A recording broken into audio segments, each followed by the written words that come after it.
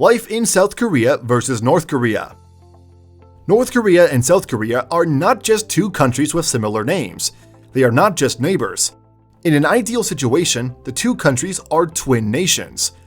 The entire Korean peninsula was once a single country about a century ago. When the Second World War tore the country in two, the United States and the Soviet Union got opportunities to carve it down in the middle and formed two distinct nations severed by neocolonialism, promoting two ruling opposing ideologies. While the dust of World War II was settling, it became apparent that Japan, which had occupied the peninsula for decades, would surrender to the Allied forces. The global concern then was about what would be Korea's fate. The truce 70 years ago was to divide Korea along the 38th parallel in August 1945. Thus, the United States agreed to take the southern part of the country, while the northern part would come under the control of the Soviet Union. That was 70 years ago. Since then, have the two Koreas lost their unifying factor? Let's compare life in South Korea and life in North Korea to find the answer. Life in South Korea versus North Korea. To analyze life in South Korea versus life in North Korea, many factors must be considered. At the end of the hostilities of the Korean War in 1953, the two Koreas took dramatically different paths. The different paths they took had two different effects on their economies and living standards. The difference is crystal clear. Everyone who cares can see it. As the two countries got separated by the Demilitarized Zone, DMZ, a 25-kilometer wide strip running along the 38th parallel, splitting the peninsula roughly in half, South Korea inherited an economy that could be grown to be one of the world's most advanced. At the same time, a dictatorial dynasty having a tight grip on the economy was bequeathed to the Koreans in the northern side.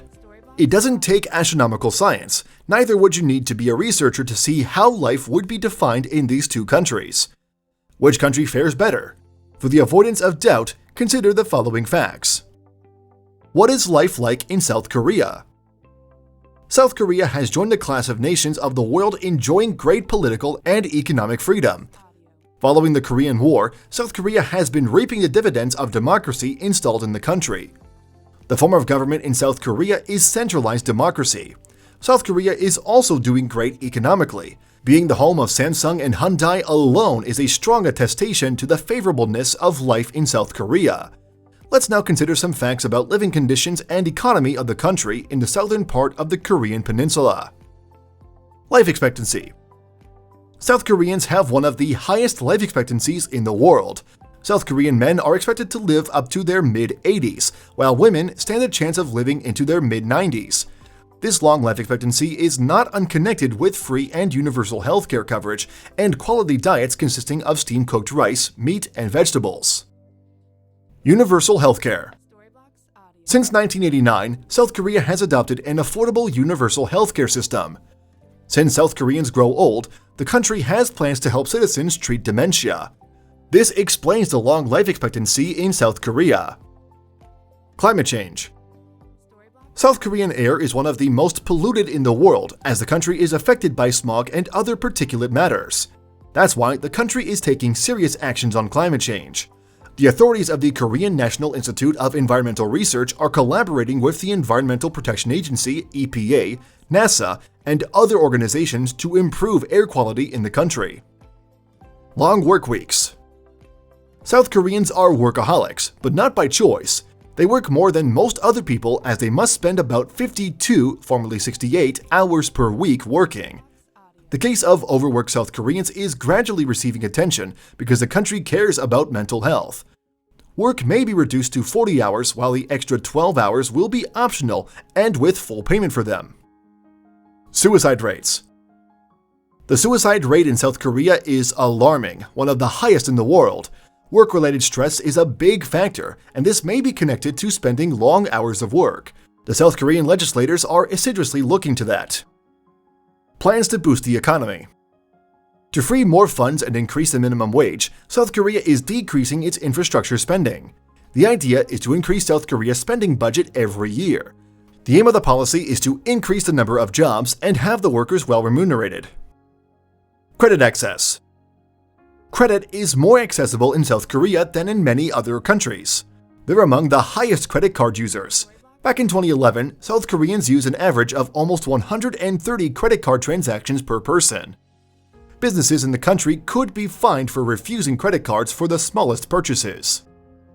Youth unemployment.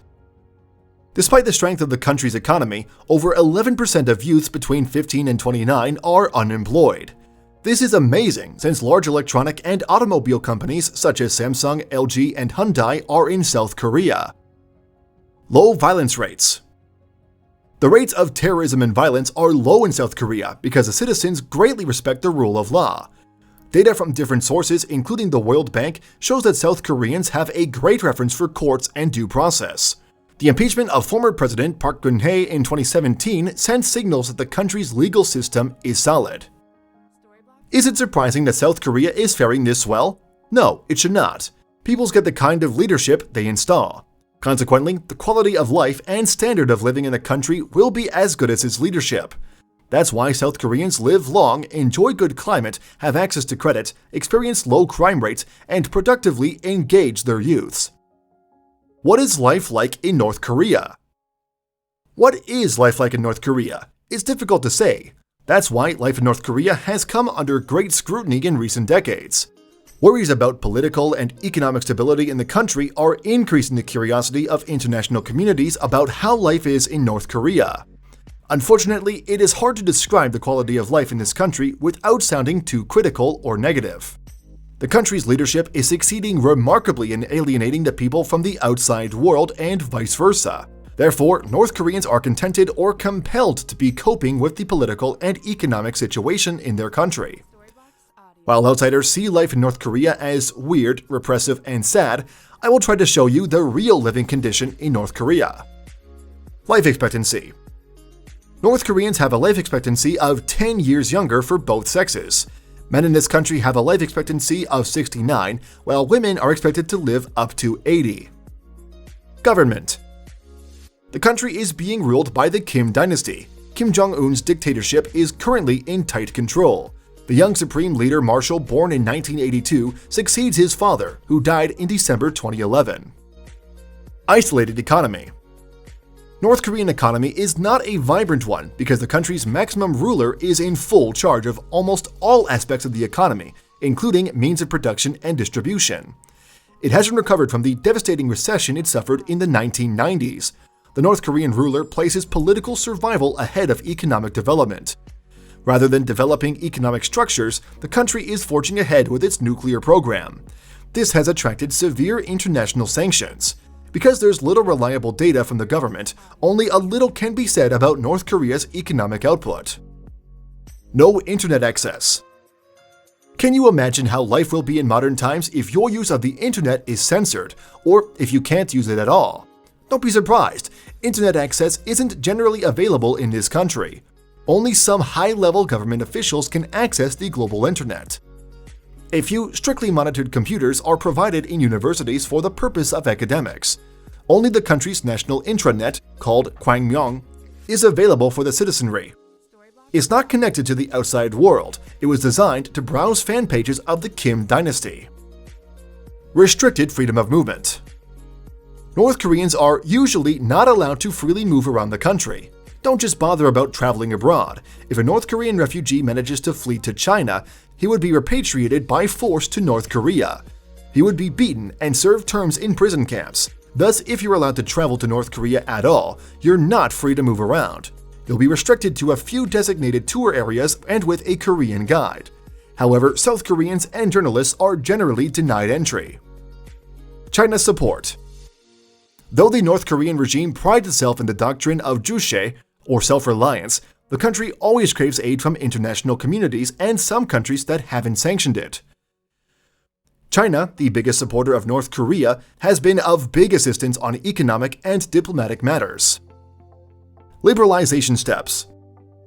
Realizing the futility and backwardness of trying to fully control the economy, North Korea is recently allowing small-scale free market activities. This enables a growing middle class of traders and small entrepreneurs to thrive.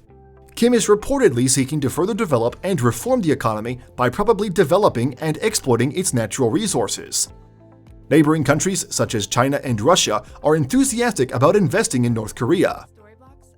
From what you have seen here, what's your conclusion about life in North Korea? This truth is manifest again. The quality of life in a country is as good as the quality of its leadership. How else do you expect living conditions to be for people living in a country under a maximum ruler? You can add much more in your imagination. Basic difference and similarities. North Korea is among the most corrupt countries in Transparency International's Corruption Perception Index, PCI, while South Korea is far less corrupt. Economists find it difficult to analyze the North Korean economy because of a lack of reliable data. On the other hand, South Korea's economy is one of the world's most advanced and most productive. The two countries are official rivals with no peace between them 60 years after the Korean War. The DMZ that separated the countries is one of the most heavily armed borders in the world. Life in South Korea is a reflection of a loud and proud form of capitalism as a constitutional democratic state, while life in North Korea is badly restricted by authoritarianism. Dishes are fairly similar in both countries. For instance, it is believed in both countries that generational foods like do, rice cake, and yo, confectionery, are believed to fetch good luck to students. Both countries also have similar celebrations such as New Year, Thanksgiving, and Daeboreum. Though the two Koreas share the same name and origin, differences in life and living there make them two distinct nations. Do you have another index in life in South Korea versus life in North Korea? Please let us know in the comment section below. Thank you for watching this video, and don't forget to subscribe and turn on the notification bell.